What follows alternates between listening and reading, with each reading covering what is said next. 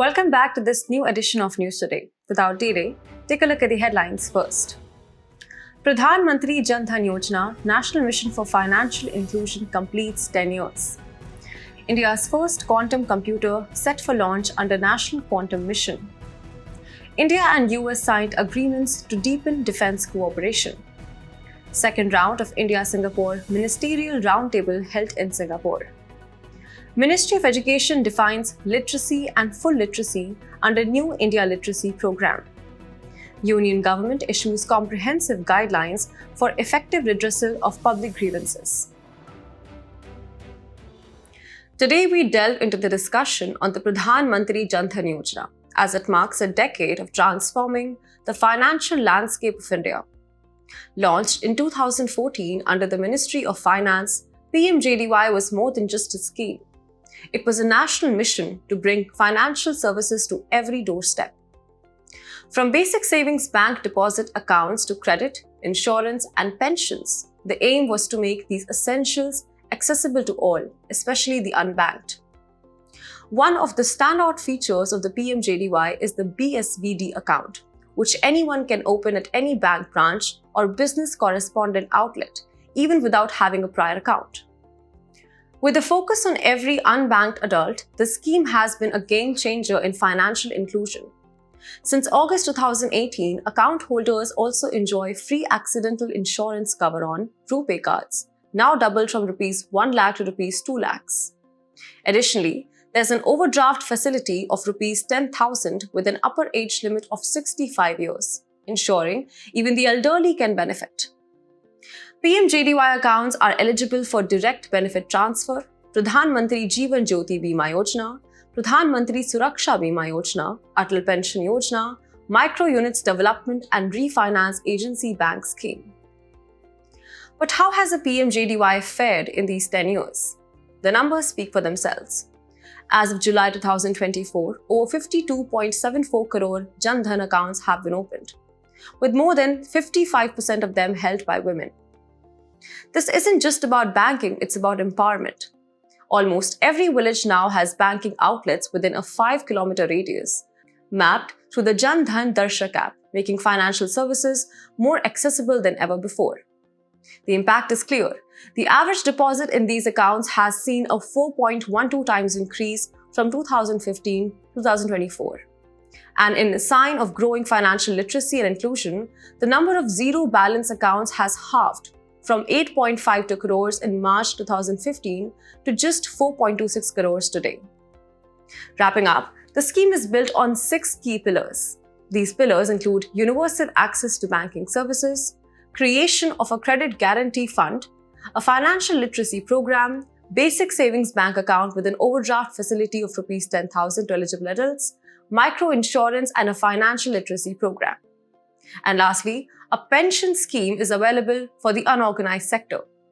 In summary, as we celebrate 10 years of the Pradhan Mantri Dhan Yojana, it's evident that this mission has not only bridged the financial divide, but also laid the foundation for a more inclusive and empowered India.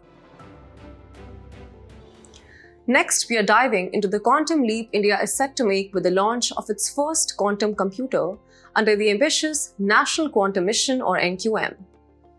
This isn't just another computer. This is a step into the future, a future where information isn't just bits and bytes, but qubits, where communication is unhackable and where the possibilities are as boundless as the quantum realm itself. What's the goal? To establish a quantum computer with a capacity of 20 to 50 qubits within the next 3 years. But that's just the beginning. By 2029, we're looking at machines with up to 1,000 qubits, computing power so vast it will redefine what we know about technology. 4 companies under the Companies Act 2013 and a grant for startups will also be set up for achieving objectives of NQM. To make this a reality, the mission will not only focus on building these quantum marvels, but also create a secure communication network spanning 2,000 kilometers, utilizing quantum key distribution, ensuring our data remains unreachable. QKD enables future-proof security of communication networks using quantum mechanics. Notably, quantum computing power refers to developing quantum computers with a processing capacity of 50 to 1,000 qubits. Qubit is a fundamental unit of information in quantum computing. Furthermore, precision will be the name of the game, with the development of advanced magnetometers used for measuring strength and direction of magnetic fields and atomic clocks for precision measurements. And that's not all. Quantum materials design will pave the way for cutting-edge device fabrication. The Department of Science and Technology under the Ministry of Science and Technology is steering this mission from 2023 to 2031 with a clear vision to scale up both scientific and industrial R&D, fostering an innovative ecosystem in quantum technology. 4 thematic hubs will be established in line with the process: quantum computing, quantum communication, quantum sensing and metrology, and quantum materials and devices. But a mission of this magnitude comes with its own set of challenges. Insufficient research funding, delayed progress, and a shortage of skilled workforce are just a few hurdles to overcome. Nevertheless, the potential is immense. It will help developing innovation ecosystem by establishing thematic hubs fostering collaboration and expertise across diverse sectors. It also has various applications in different sectors, for example, healthcare and drug discovery, finance and banking industries, etc. Lastly, the NQM is poised to position India as a global leader in secure communication, precision measurement, and cutting-edge technology. Moving ahead, India and the United States have signed key agreements to deepen their defense cooperation, marking another significant milestone in the strategic partnership between the two nations. One of the most notable agreements is the Security of Supplies Agreement, which allows both the US and its partners to request priority support for defense-related goods and services, ensuring supply chain resilience during critical times. Although SOSA is not legally binding and does not provide immunity from sanctions, it reflects a strong commitment to mutual support. India has now become the 18th partner of the US under this arrangement. Another important development is the Memorandum of Agreement regarding the assignment of liaison officers. This agreement will enhance the sharing of information between the two countries and involves the posting of Indian Armed Forces officers in key strategic US commands, thereby strengthening the strategic and operational ties between their military establishments. These agreements build on a series of initiatives aimed at bolstering India-US defense and security cooperation. In 2016, the US designated India as a major defense partner, leading to the signing of foundational agreements such as the Logistics Exchange Memorandum of Agreement in 2016, which facilitates the use of each other's military bases. The Communications Compatibility and Security Agreement, signed in 2018, further enhanced interoperability between the two militaries and paved the way for the sale of high-end technology to India. The Basic Exchange and Cooperation Agreement in 2020 allowed for the sharing of advanced military technology, logistics, and geospatial maps. Additionally, the Initiative on Critical and Emerging Technologies launched in 2023 has established a framework for cooperation in both commercial and defense technologies.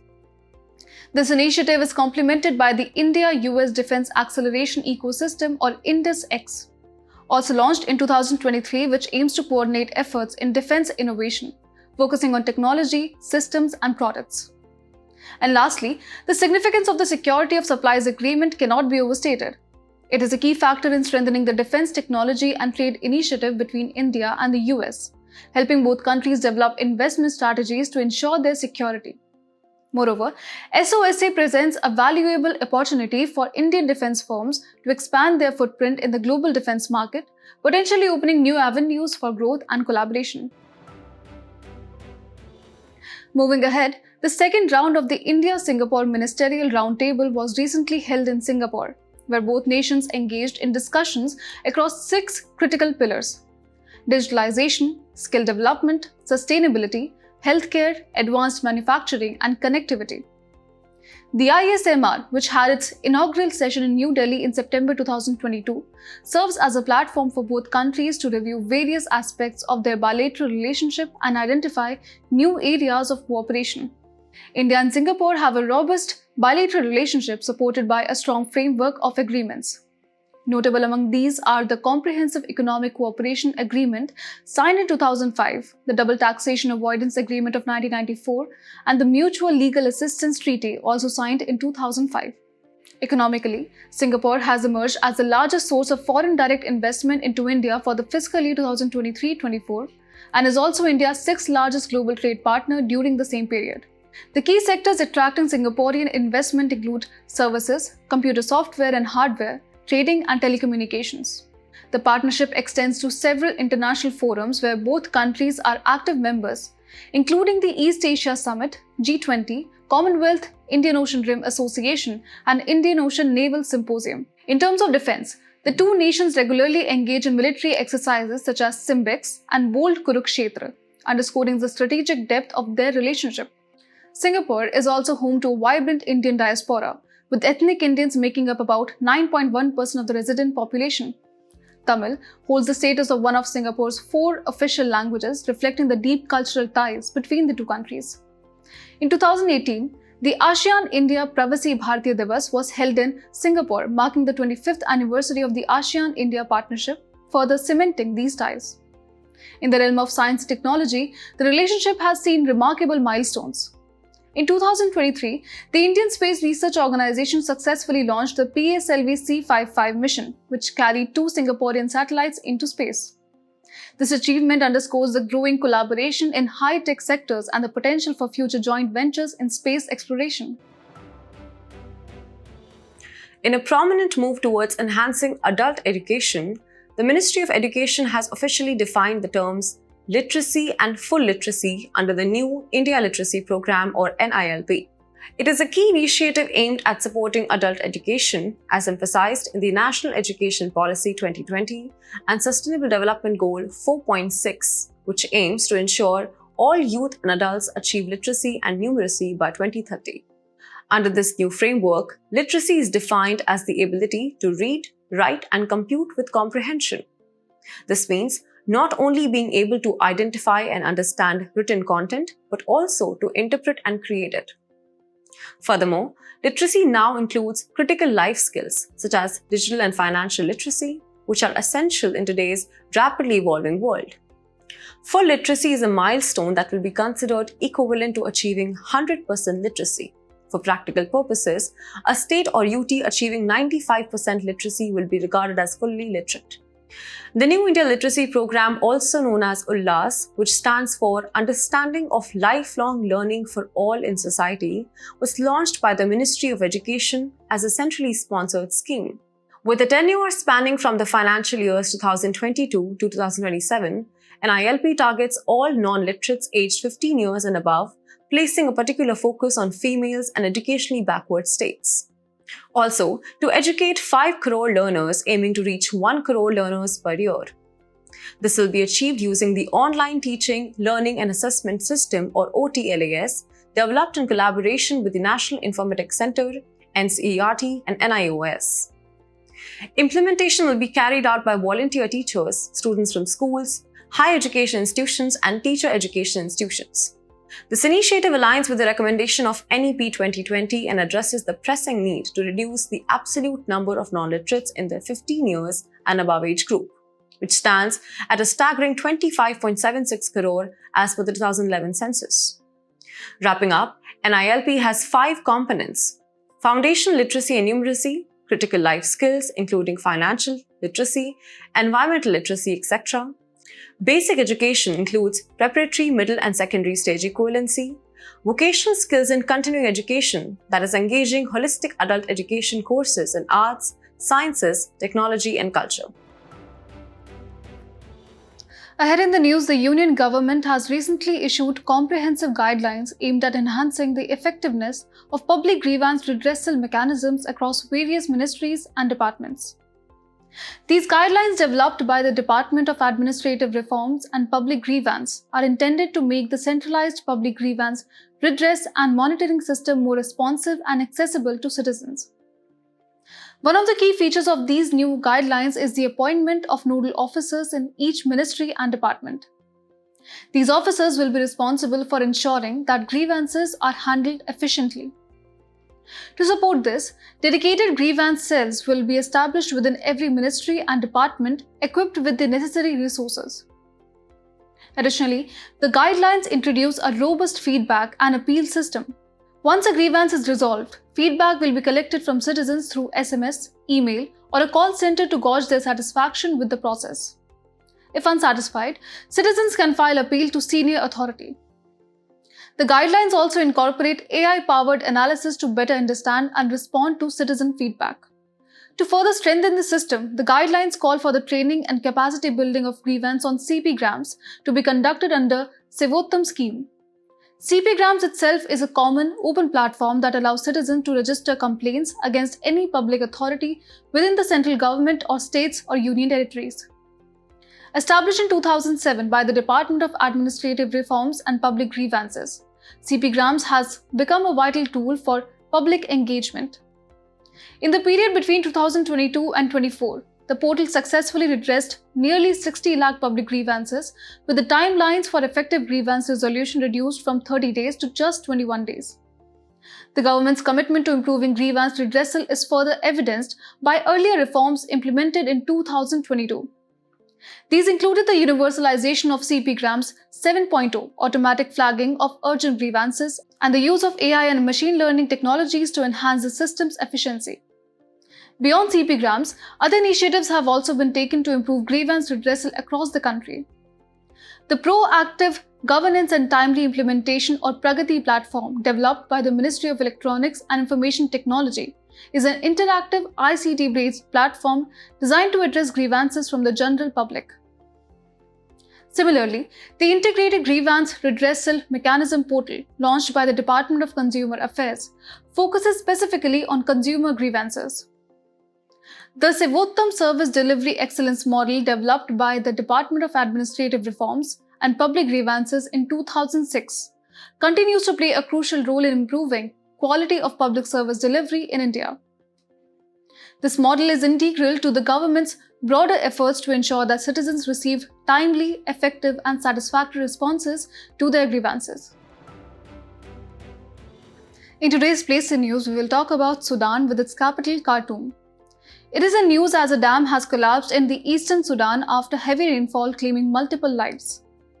Talking about its political features, it shares its land borders with Egypt to its north, Eritrea and Ethiopia to its east, South Sudan to the south, Central African Republic and Chad to the west, and Libya to the northwest.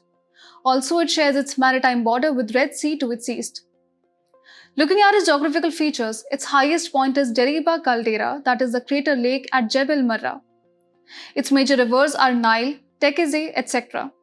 Its climate varies from north to south, as northern part has a desert climate, receiving little rainfall, shifting to semi-arid and then tropical savanna towards south. As we wrap up today's main news, let's take a moment for some quick updates. As per the Ministry of Law and Justice, only 0.11% of cases were resolved through plea bargaining in 2022. It is an agreement between defense and prosecution where accused pleads guilty for a lesser offense or reduced sentence. The Union Ministry of Home Affairs announced the creation of 5 new districts in Union Territory of Ladakh. State government has power to create new districts or alter or abolish existing ones in states. Changes can be made by passing an executive order or a law in State Assembly. Reserve Bank of India is to launch Unified Lending Interface. It is a technology platform which would enable frictionless credit. It will facilitate a seamless and consent-based flow of digital information, including land records of various states, from multiple data service providers to lenders. As per TRAI, there are 207,642 deployed PMJDY Wi-Fi hotspots in the country as on 22nd July 2024. PMJDY was launched by Department of Telecommunication in 2020. It aims to enhance the proliferation of public Wi-Fi hotspots to create robust digital communications infrastructure in the country, especially in rural areas. Assam allows for oil and gas exploration in Holongapar Gibbon Wildlife Sanctuary. It contains India's only gibbons and northeastern India's only nocturnal primate. Measures are being taken for cleaning siltation of critically silted Wular Lake. It is the largest freshwater lake in India and second largest freshwater lake in Asia. Its main source of water is River Jhelum.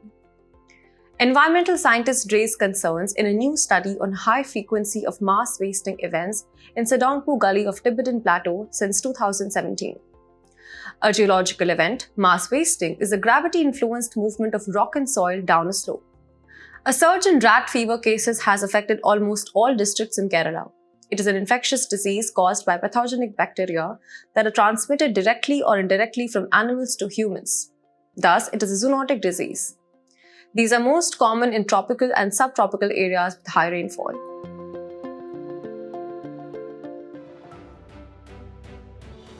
Before we conclude today's bulletin, let's test your knowledge in today's segment of Test Your Learning.